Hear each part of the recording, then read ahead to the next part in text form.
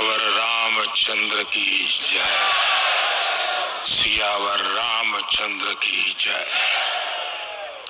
श्रद्धेय मंच, सभी संत एवं ऋषिगण, यहाँ उपस्थित और विश्व के कोने कोने में हम सबसे साथ जुड़े हुए सभी राम भक्त, आप सबको प्रणाम, आप सबको राम राम।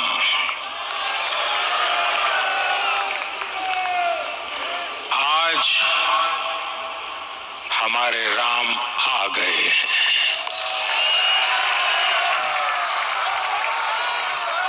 सदियों की प्रतीक्षा के बाद हमारे राम आ गए हैं।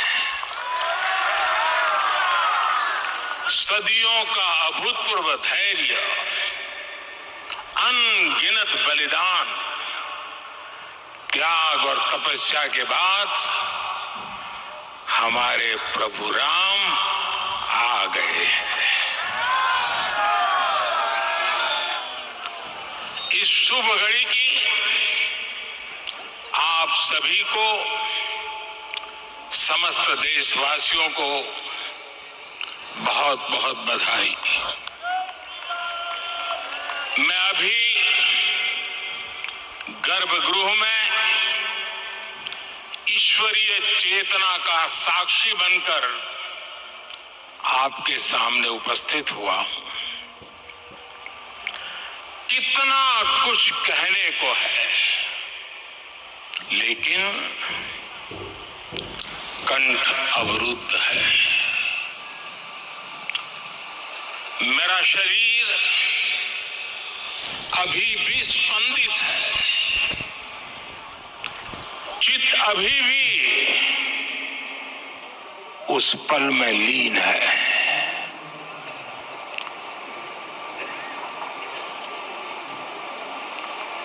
हमारे रामलला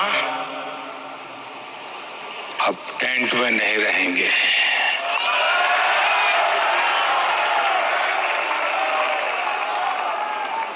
हमारे रामलला अब इस दिव्य मंदिर में रहेंगे। मेरा पक्का विश्वास है, अपार श्रद्धा है कि जो घटित हुआ है, इसकी अनुभूति देश के, विश्व के कोने कोने में राम भक्तों को हो रही होगी। ये क्षण अलौकिक है, ये पल पवित्रतम है। ये माहौल, ये वातावरण, ये ऊर्जा, ये घड़ी प्रभु श्री राम का हम सब पर आशीर्वाद है। 22 जनवरी 2024 का ये सूरज एक अद्भुत आभा लेकर आया है। 22 जनवरी 2024 ये कैलेंडर पर लिखी एक तारीख नहीं, ये एक नए काल चक्र का उद्गम है।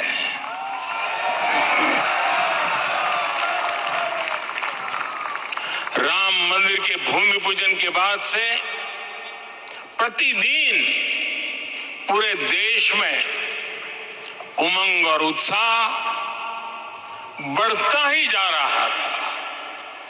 निर्माण कार्य देख देशवासियों में हर दिन एक नया विश्वास पैदा हो रहा था। आज हमें सदियों के उस धैर्य की धरोहर मिली है। आज हमें श्री राम का मंदिर मिला है।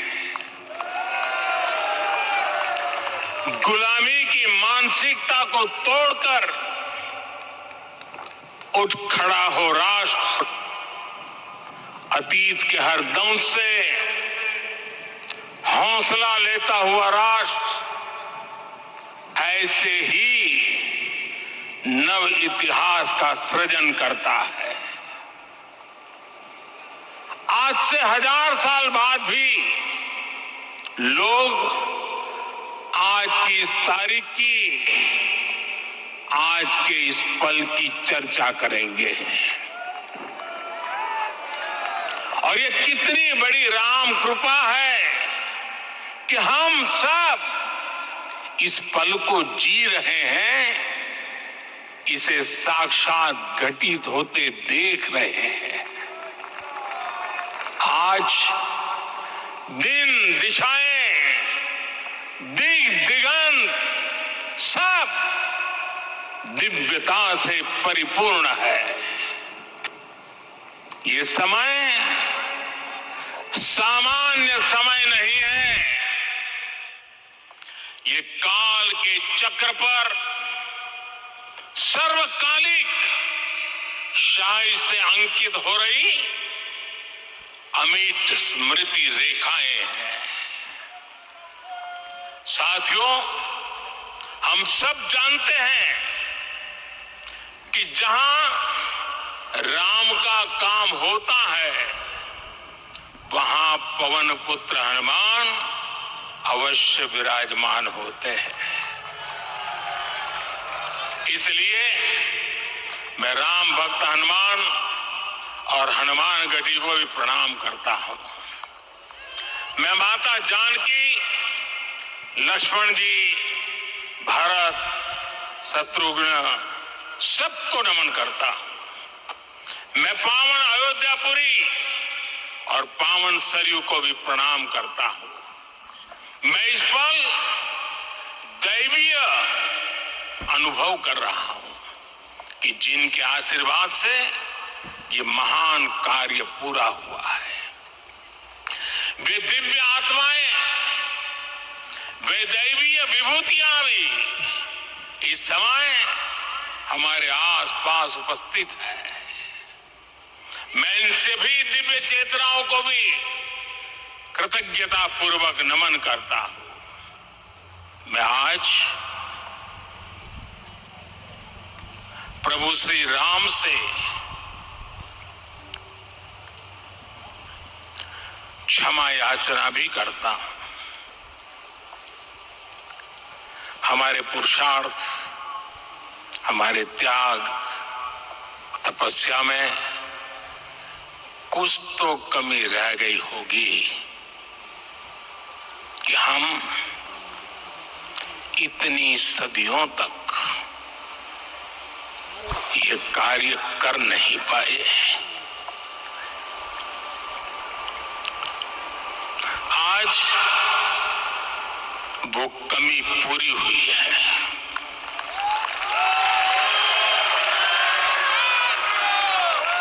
मुझे विश्वास है प्रभु राम आज हमें अवश्य क्षमा करेंगे। मेरे प्यारे देशवासियों, त्रेता में राम आगमन पर पूज्य संत तुलसीदास जी ने लिखा है, प्रभु बिलोकी हर से पुरबासी, जनित वियोग विपत्ति समनासी। अर्थात प्रभु का आगमन देकर ही सब अयोध्यावासी, समग्र देशवासी हर्ष से भर गए। लंबे वियोग से जो आपत्ति आई थी, उसका अंत हो गया। उस कालखंड में तो वो वियोग केवल 14 वर्षों का था, तब भी इतना असह्य था। इस युग में तो अयोध्या और देशवासियों ने सैकड़ों वर्षों का वियोग सहा है। हमारी कई पीढ़ियों ने वियोग सहा।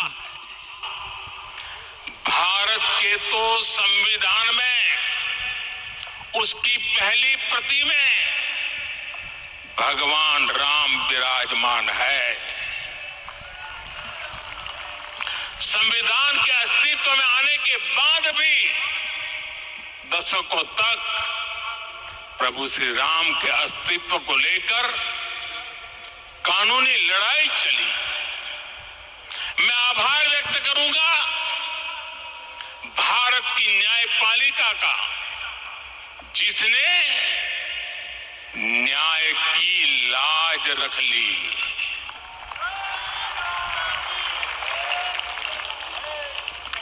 न्याय के पर्याय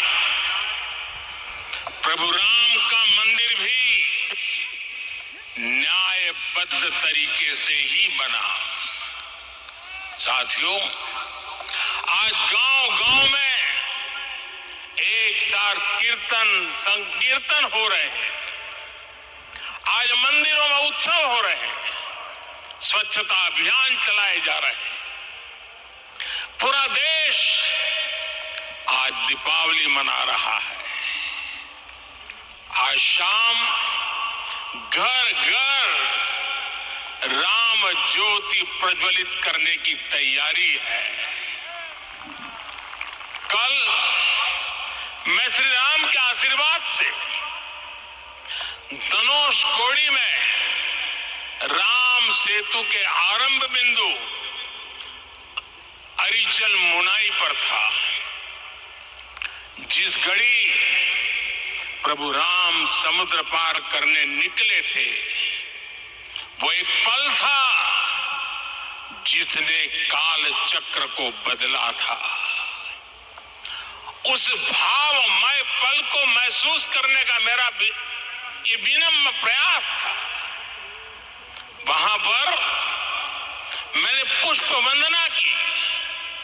वहां मेरे भीतर एक विश्वास जगा कि जैसे उस समय काल चक्र बदला था, उसी तरह अब काल चक्र फिर बदलेगा और शुभ दिशा में बढ़ेगा। अपने 11 दिन के व्रत अनुष्ठान के दौरान मैंने उन स्थानों का चरण स्पर्श करने का प्रयास किया जहां प्रभु राम के चरण पड़े थे।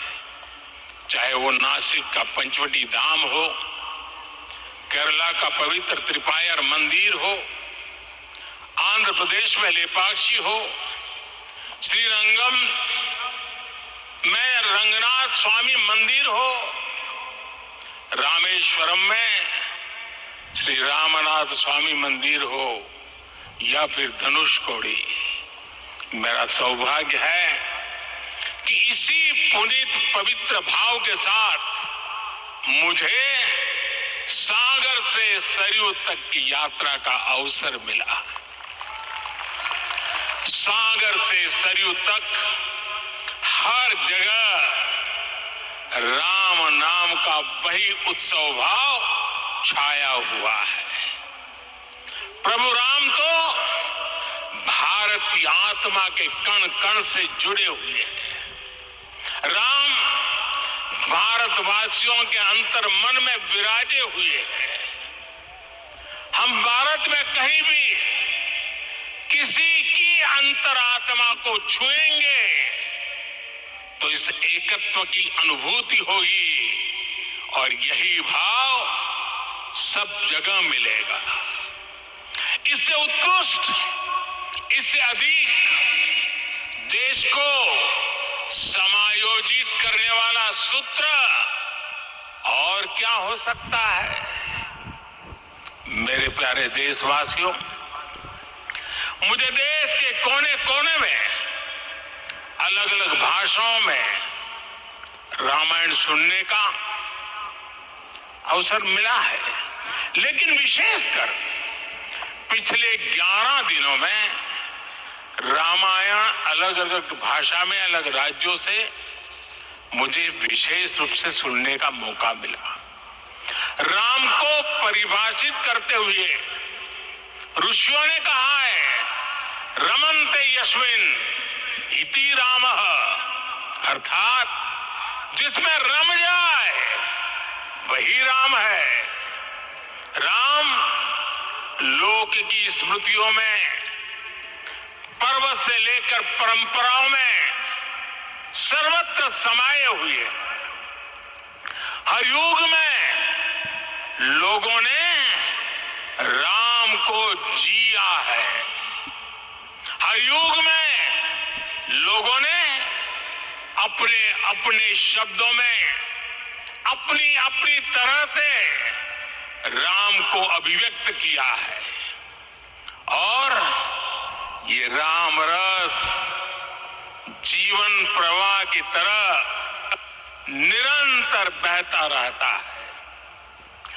प्राचीन काल से भारत के हर कोने के लोग राम रस का आचमन करते रहे हैं। राम कथा असीम है और रामायण भी अनंत है। राम के आदर्श, राम के मूल्य, राम की शिक्षाएं सब जगह एक समान है। प्रिय देशवासियों, आज इस ऐतिहासिक समय में देश उन व्यक्तित्वों को भी याद कर रहा है जिनके कार्य और समर्पण की वजह से आज हम ये शुभ दिन देख रहे हैं। राम के इस काम में कितने ही लोगों ने त्याग और तपस्या की पराकाष्ठा करके दिखाई है। उन अनगिनत राम भक्तों के, उन अनगिनत कार सेवकों के और उन अनगिनत संत महात्माओं के हम सब ऋणी हैं। साथियों, आज का ये अवसर उत्सवता का क्षण तो है ही, लेकिन इसके साथ ही यह क्षण भारतीय समाज की परिपक्वता के बोध का भी क्षण है। हमारे लिए ये अवसर सिर्फ विजय का नहीं, विनय का भी है। दुनिया का इतिहास साक्षी है कि कई राष्ट्र अपने ही इतिहास में उलझ जाते हैं। ऐसे देशों ने जब भी अपने इतिहास की उलझी हुई गांठों को खोलने का प्रयास किया, उन्हें सफलता पाने में बहुत कठिनाई आई। बल्कि कई बार तो पहले से ज्यादा मुश्किल परिस्थितियां बन गई। लेकिन हमारे देश ने इतिहास की इस गांठ को जिस गंभीरता और भावुकता के साथ खोला है, वो ये बताती है कि हमारा भविष्य हमारे अतीत से बहुत सुंदर होने जा रहा है। वो भी एक समय था जब कुछ लोग कहते थे कि राम मंदिर बना तो आग लग जाएगी। ऐसे लोग भारत के सामाजिक भाव की पवित्रता को नहीं जान पाए। रामलला के इस मंदिर का निर्माण भारतीय समाज के शांति, धैर्य, आपसी सद्भाव और समन्वय का भी प्रतीक है। हम देख रहे हैं ये निर्माण किसी आग को नहीं बल्कि ऊर्जा को जन्म दे रहा है। राम मंदिर समाज के हर वर्ग को एक उज्जवल भविष्य के पथ पर बढ़ने की प्रेरणा लेकर आया है। मैं आज उन लोगों से आह्वान करूंगा, आइए आप महसूस कीजिए, अपनी सोच पर पुनर्विचार कीजिए। राम आग नहीं है, राम ऊर्जा है। राम